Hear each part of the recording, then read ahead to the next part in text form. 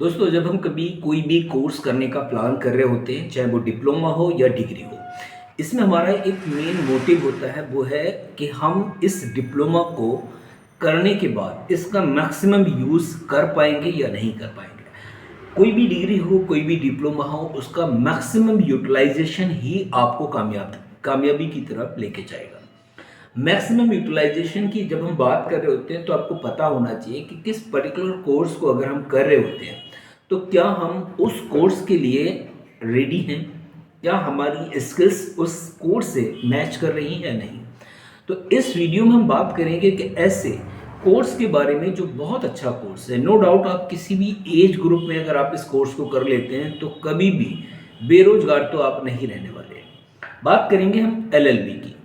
LLB एक ऐसा course है, ऐसा प्रोफेशनल कोर्स है कि आप किसी भी एज में हो, आप 50 साल के भी हैं, तब भी आप इस कोर्स को करके और अपनी बाकी की ज़िंदगी को आप बेहतर बना सकते हैं।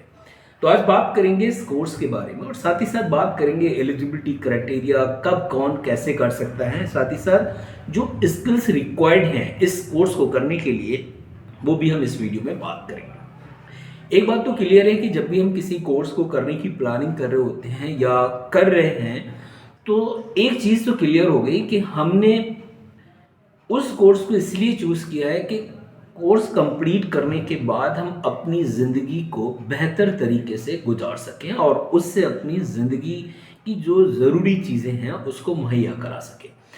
अगर आपने कोई भी डिप्लोमा, कोई भी डिग्री ली है और आप उसके बेसिस पर कोई काम नहीं कर रहे हैं, तो वो आपकी डिग्री यूज़लेस हो जाती है। कहीं ऐसा तो नहीं कि आप एलएलबी यूं ही कर रहे हैं सिर्फ नाम के लिए, और आप उसका कोई यूटिलाइजेशन नहीं करेंगे या नहीं कर रहे हैं, तो आपकी वो एलएलबी की 3 साल की डिग्री, आप याद रखें, ज़ीरो है। चलिए सबसे पहले समझते हैं कि अगर आपने प्लान कर ही लिया है, तो जो इसकी स्किल्स हैं वो कैसी होनी चाहिए कैंडिडेट की, जो इस कोर्स को करे तो उसका मैक्सिमम यूटिलाइजेशन कर पाए। नंबर 1 जो स्किल है वो है कम्युनिकेशन। आप याद रखिए, इस कोर्स में सबसे इंपॉर्टेंट जो स्किल्स है वो है आपकी कम्युनिकेशन। कम्युनिकेशन स्किल बहुत स्ट्रांग होनी चाहिए, क्योंकि आपको अपने जो क्लाइंट होते हैं उनके फेवर में केसेस को देखना होता है। जो भी जजेस है उनके सामने आपको दलील देनी होती है, बहुत सारे केसेस के रेफरेंस देने होते हैं। बात यह है कि आप अपनी बात को कितने बेहतर ढंग से जज के सामने रख पाते हैं, जिससे कि आप अपने क्लाइंट का केस जीत सकें। तो इससे एक बात तो क्लियर है कि कम्युनिकेशन स्किल अगर आपकी बेहतर है, तो आप इस कोर्स को चूज कर सकते हैं। कहीं ना कहीं अगर आपको लग रहा है कि नहीं, मैं लोगों के सामने अपनी बात को बहुत अच्छे ढंग से नहीं कह पाता हूं या नहीं कह पा रहा हूं, तो हो सकता है थोड़ी सी मुश्किल हो, बट ऐसा नहीं है कि आप अपनी कम्युनिकेशन को इम्प्रूव नहीं कर सकते। आप समय के साथ साथ इसको चाहें तो इम्प्रूव कर सकते हैं, कोई मुश्किल काम नहीं है। दूसरा जो बहुत इंपॉर्टेंट पॉइंट है वो है स्टडी का।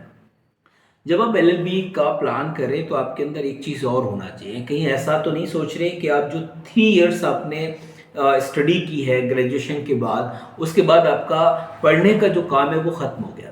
अगर आप ऐसा वाकई में सोच रहे हैं, तो आप बहुत गलत सोच रहे हैं। ऐसा बिल्कुल नहीं है। आप ज़िंदगी के किसी भी पड़ाव पर हैं, आप 50 साल के हो गए, 60 के हो गए, और आप प्रैक्टिस कर रहे हैं एज अ लॉयर, तो आपको फिर भी स्टडी करना पड़ेगा। आपको देखना पड़ेगा जो केसेस कोर्ट में जाके जो जजमेंट होता है वो किसके फेवर में जा रहा है, क्यों जा रहा है, कौन कौन सी दलील दी जा रही है, इन सारी चीज़ों की आपको स्टडी करनी होगी। प्रॉपर कॉन्स्टिट्यूशन को आपको पढ़ना होगा, लॉ को आपको समझना होगा, अपनी नसों में बिठाना पड़ेगा। तो ये आपको करना ही करना है। स्टडी के लिए अगर आप अपने आप को रेडी नहीं कर पा रहे हैं, या आप इंटरेस्टेड नहीं है, आप यूं ही पास होना चाह रहे हैं एलएलबी, तो आपके लिए मुश्किल होगा। आप कोई खास तरक्की नहीं कर सकते एलएलबी करने के बाद भी। तीसरा जो इम्पॉर्टेंट पॉइंट है वो है आपका सोशल इश्यूज के बारे में, या फिर जो लीगल इश्यूज हैं उन पर भी आपको नज़र दौड़ानी है, आपको समझना है, रेफरेंस देनी है जब भी आप अपने केसेस लड़ेंगे।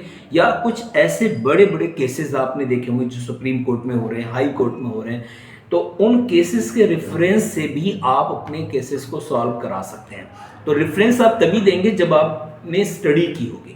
तो ज़्यादा से ज़्यादा केसेस की स्टडी करिएगा, जो केसेस जजमेंट तक पहुंच गए हैं, जिनका फाइनल जजमेंट हो चुका है, तो उनके केसेस की स्टडी जरूर करें। नेक्स्ट जो हम बात करेंगे, फेस फेलियर। फेलियर को हमने यहाँ पर काउंट क्यों किया है, क्योंकि आप जिस प्रोफेशन की बात कर रहे हैं, एलएलबी यानी लॉयर की, तो ये एक ऐसा पेशा है, इसमें ऐसी कोई 100% गारंटी नहीं है कि आप जितने भी केस लड़ेंगे वो सारे के सारे आप जीत जाएंगे। ऐसा बिल्कुल नहीं है। हो सकता है कि आपको नाकामी हाथ लगे, तो उस फेलियर में आपको डिप्रेशन में नहीं जाना है, उसका सामना करना है।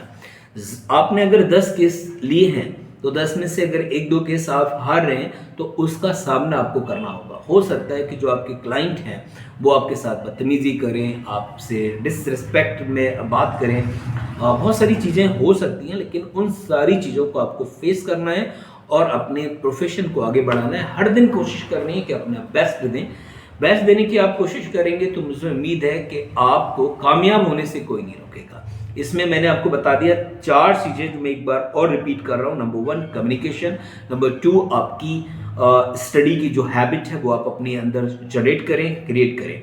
सोशल इश्यूज़ या जो भी लीगल इश्यूज़ हैं, जो भी केसेस हैं, उनकी ज़्यादा से ज़्यादा स्टडी करें, उनके रेफरेंस देखें, आप अपने केसेस को फाइट कर सकते हैं। नेक्स्ट है आपका फेलियर को फेस करना। ये 4 चीज़ें हैं जो आपके अंदर होना चाहिए। अब बात करेंगे एलिजिबिलिटी क्राइटेरिया की, अगर आप करना चाह रहे हैं तो देखिए, अगर आप 3 इयर्स का कोर्स कर रहे हैं तो उससे पहले आपके पास ग्रेजुएशन होना चाहिए। ग्रेजुएशन किसी भी स्ट्रीम से हो, आपने बीबीए किया, बीकॉम किया, बीए किया, बीएससी किया, तब भी एलएलबी में एडमिशन ले सकते हैं। अब कोई कैंडिडेट अभी 12th किया हुआ है और उसको अगर एलएलबी करना है, तो उसके पास 2 ऑप्शन है। एक तो यह है कि वो पहले ग्रेजुएशन करें, देन एलएलबी में जाए। दूसरा ऑप्शन ये है कि वो 12th के बाद direct BLLB, BCom LLB, BSc LLB, इस तरीके से वो इंटीग्रेटेड जो कोर्स है 5 ईयर का, वो भी कर सकता है। उसमें उसका 1 ईयर जो है वो सेफ हो जाएगा।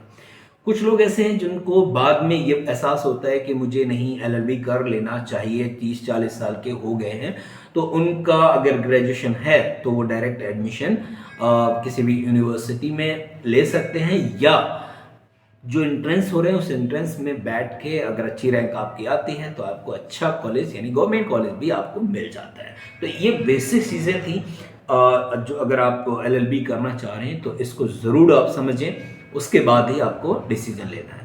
वीडियो अच्छा लगा हो लाइक कीजिएगा, शेयर कीजिएगा, चैनल को सब्सक्राइब करना बिल्कुल नहीं भूलेगा। Thank you.